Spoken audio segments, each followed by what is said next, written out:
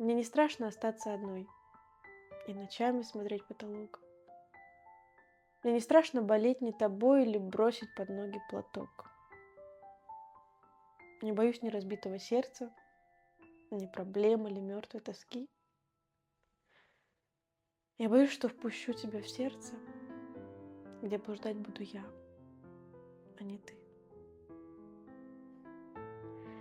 Я боюсь не услышать словечко, что руки впредь твоей не коснусь, что не будет спасать даже свечка после фразы моей «я клянусь». Я боюсь полюбить тебя сильно, а взамен получить лишь покой.